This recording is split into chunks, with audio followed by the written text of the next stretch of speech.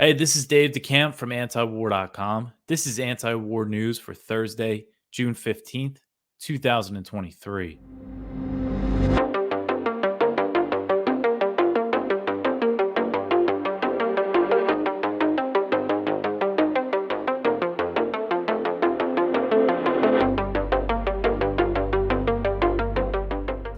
All right, the first story at the top of antiwar.com today. Ukraine wants US made F-18 fighter jets.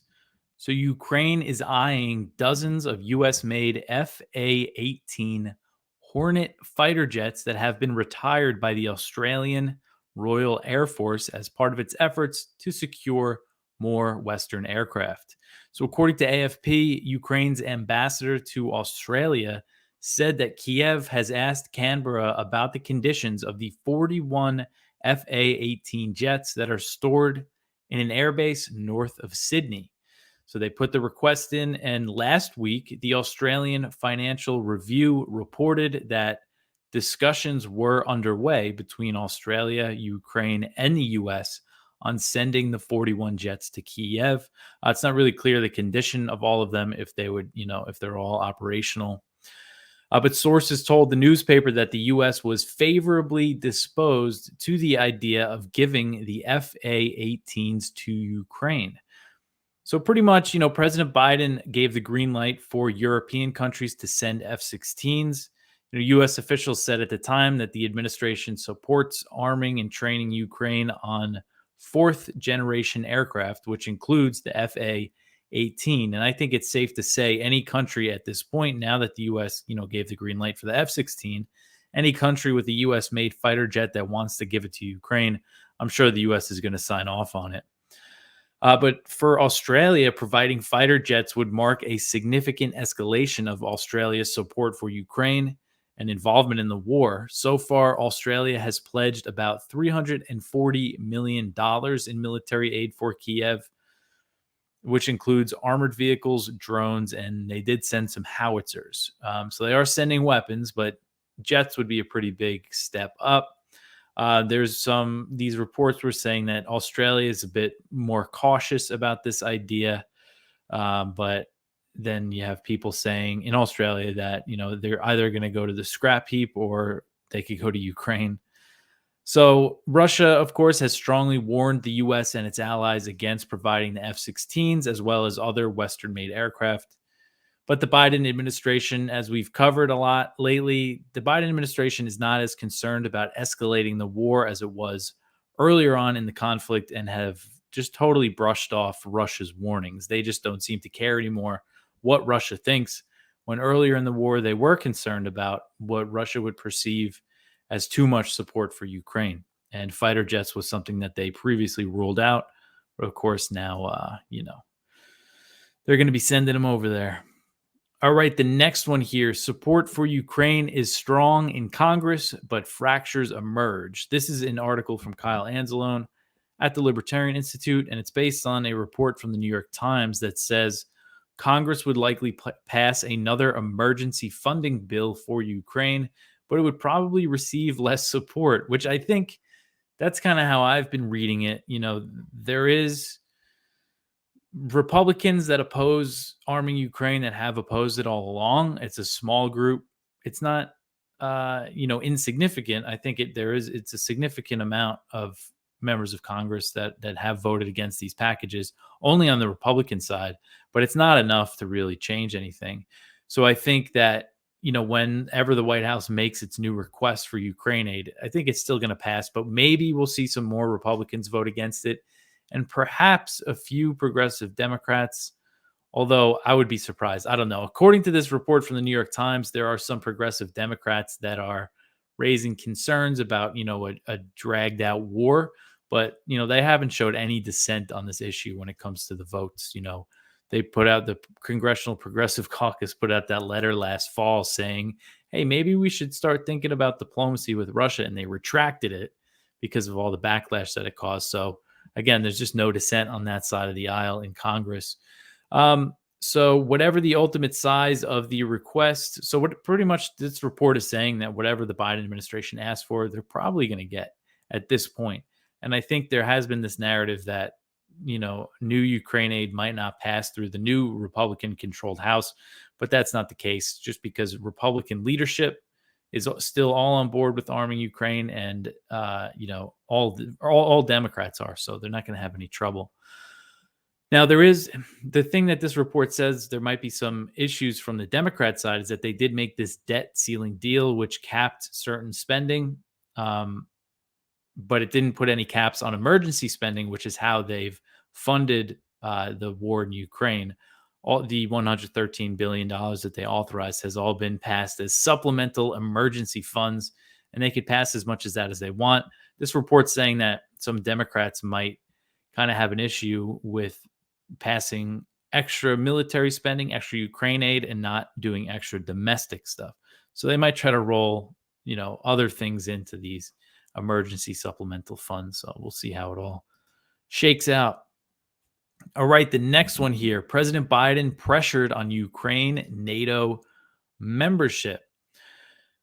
So this is another report from the New York Times that said that President Biden is under pressure from many of the U.S.'s European allies to support giving Ukraine a clear path toward NATO membership. And this is something I've been covering a lot, the debate among NATO members of what kind of commitment they're going to give Ukraine at this Vilnius summit that's coming up in July. I think it's going to be a pretty pivotal moment for, NATO's relationship with Ukraine. So most NATO countries agree that Ukraine cannot be granted membership as it's fighting a war with Russia, but some of them want to give Ukraine a promise that it could join NATO after the war. And that's what Zelensky is demanding. Virtually all NATO members agree that they have to give Ukraine some sort of new guarantees. And this New York Times report, the way they put it, I thought was interesting. They said that for President Biden, all the options carry considerable risks, pitting his desire not to allow any fractures to appear in NATO against his standing instruction to his staff to avoid World War III. So at least it shows the real risks that we're dealing with here if NATO does give Ukraine, some sort of mutual defense guarantee. I mean, not that, again, that's going to happen while the war's happening, but in the future, who knows what could happen. So the report said that Antony Blinken, the Secretary of State, and other U.S. officials have taken the position that the Biden administration will be forced to be more specific about Ukraine's path to NATO membership, even if a date cannot be agreed upon, as there's no end in sight to the war. So that sounds like they're leaning. I mean, I don't know what they could possibly give Ukraine, saying once the war's over, then, you can join the alliance, or, how do you put that in writing? I don't know. But Stoltenberg, when he was the head of NATO, when he was in Washington on Tuesday, he met with Biden and they discussed this issue. And apparently Stoltenberg offered a compromise to Biden in which NATO would agree that Ukraine would not need to go through the standard process for aspiring members before it can join. So I think, and it's not really clear what that means. I think what it's saying is they could kind of speed up the membership process once they decide that Ukraine can join. It'll be really quick, but I don't know. And I find that hard to believe because all 31 NATO members will have to agree to Ukraine joining. And I know there will definitely be dissent from at least, Hungary and maybe Turkey. Ukraine is expected to receive more commitments for military aid at the summit. As I've covered a lot, the popular idea is the Israel model, give them military aid without the mutual defense guarantee. No matter what they give here, it's just going to prolong the war, as Russia's main motive for invading was Ukrainian neutrality, the main motive for invading was Ukraine's alignment with NATO. And their main demand during those short-lived negotiations at the beginning of the war was Ukrainian neutrality. All right, the next one here. Erdogan says no NATO membership for Sweden at the Vilnius summit. So Erdogan said this on Wednesday, that Sweden should not expect Ankara's approval to join the NATO alliance at the upcoming summit. Erdogan said that the Swedish government must do more to curb anti-Turkish protests. Stockholm's efforts to placate Turkey by passing a new anti-terror law and Ankara's efforts to target Kurds in Sweden have sparked anti-NATO and anti-Turkish demonstrations in Sweden. Turkey accuses Sweden of supporting the PKK, which is a Kurdish militant group that Turkey considers a terrorist organization. So there's PKK flags, were spotted. If you look online at pictures of the anti-NATO protests, there's a lot of people with PKK flags. Erdogan said Wednesday that terrorists were demonstrating in Sweden while Stoltenberg was trying to convince him to approve Sweden's membership. Officials from Sweden, Finland, and NATO were in Ankara on Wednesday to meet with their Turkish counterparts to discuss this issue. Erdogan said that the message that will be delivered to the delegation is definitely do not expect anything different in Vilnius. Erdogan's comments came after Sweden approved the extradition of a 35-year-old Turkish citizen who previously expressed support for the PKK. So it looks like, Sweden's doing some things here, trying to make Turkey happy, but Erdogan is saying that it's not enough. I kind of expected after the election that the U.S. and NATO would kind of turn up the pressure on him and that he would go along and agree. But maybe it's going to take longer than I initially thought. All right. So the next one here, the State Department confirms that Blinken is heading to China. So the State Department confirmed on Wednesday that Secretary of State Antony Blinken will be visiting China, making him the highest level Biden administration official to make the trip. Blinken was supposed to visit China in February, but he canceled the trip over the Chinese balloon that wound up over U.S. territory due to unexpected weather. The State Department said that Blinken will travel to China on a trip from June 16th to the 21st. That includes a stop in the UK. So he's visiting Britain and China. The Chinese Foreign Ministry also confirmed that Blinken will be visiting China after a phone call between Blinken and Chinese Foreign Minister Qin Gang. So during the call, Qin said that the U.S. must show respect for China's concerns, including its stance on Taiwan. Qin said, quote, I hope that the U.S. side will take practical actions to implement the important consensus of the meeting between the two heads of state in Bali, move in the same direction as the Chinese side, effectively manage differences, promote exchanges and cooperations, and promote the stabilization of China-U.S. relations, end quote. So when he says the meeting between the two heads of state in Bali, Biden met with Chinese President Xi Jinping in Bali, Indonesia last November, and they agreed to continue, high-level dialogue, but that all kind of fell apart after the balloon incident. So the State Department said that during his visit to China, Blinken will discuss the importance of maintaining communication and how to responsibly manage U.S.-China relations. They say that he will also raise bilateral issues of concern and regional matters. So U.S. officials are lowering expectations for any breakthroughs. So while, and this is kind of the pattern, the U.S. Biden administration say that they want to keep engagement with China, they want to keep talking to them, but they're not really trying to change anything else. And if you look at what these officials are saying ahead of this meeting, they're basically saying, don't expect much. So this is Daniel Crittenbrink. He's the Assistant Secretary of State for East Asian and Pacific Affairs, and he was just in China. But he told reporters, quote, we're coming to Beijing with a realistic, confident approach and a sincere desire to manage our competition the most responsible way possible. We do hope at a minimum that we will achieve that goal, and we also do hope, of course, to make progress on a number of concrete issues. It would be wise not to have expectations of a long list of deliverables because that's not where we are, I think, in the bilateral relationship, end quote. So, yeah, basically saying, they're framing this as a managing of competition rather than actually resolving issues between the U.S. and China, outstanding issues. It doesn't seem like that's what they really want to do. They just want to keep, be talking to them and act like they're trying to, smooth things out when it's just not the case. All right. So the next one here, U.S. pressures Israel to decrease ties with China. This is from Connor Freeman at the Libertarian Institute. Washington is attempting to pressure Tel Aviv into pulling back on its ties and trade with China. This is according to a report from Voice of America, the U.S. state-funded media outlet. So after the EU and the U.S., China is Israel's largest trading partner, and they are increasing that trade relationship. And of course, the U.S. is not happy about it. The report discusses some developments regarding a series of joint Israeli-Chinese infrastructure projects in Israel, including a recently augmented Chinese-operated shipping port in Haifa. Chinese companies were also building parts of the Tel Aviv light rail system until Washington leaned on Tel Aviv to instead favor Israeli and European firms. So, this is something that's kind of been going on for a while.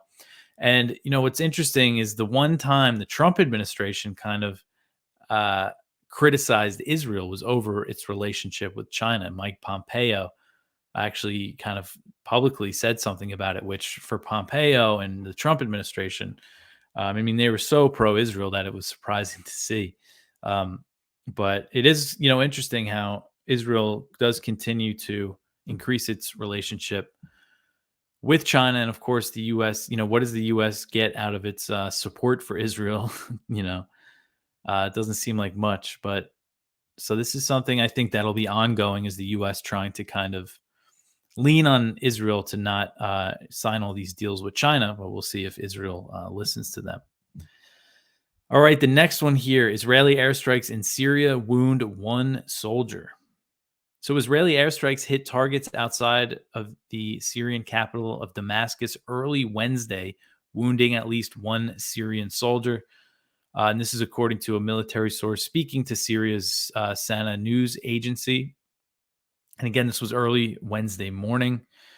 The source said that the soldier was seriously wounded and that the strikes also caused material damage.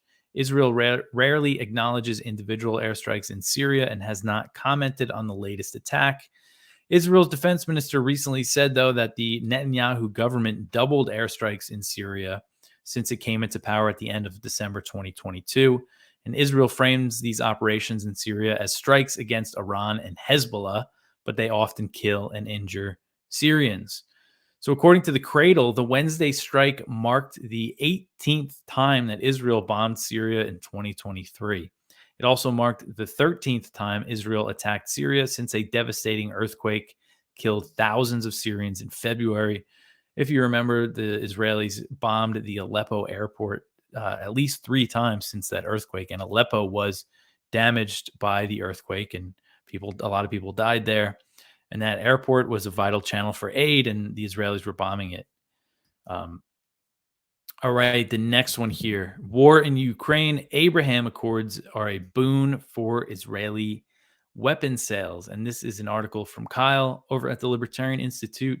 So a spike in demand for weapons from Europe and the Abraham Accords made 2022 a banner year for the Israeli arms industry. Tel Aviv's weapons exports reached a record $12.5 billion last year.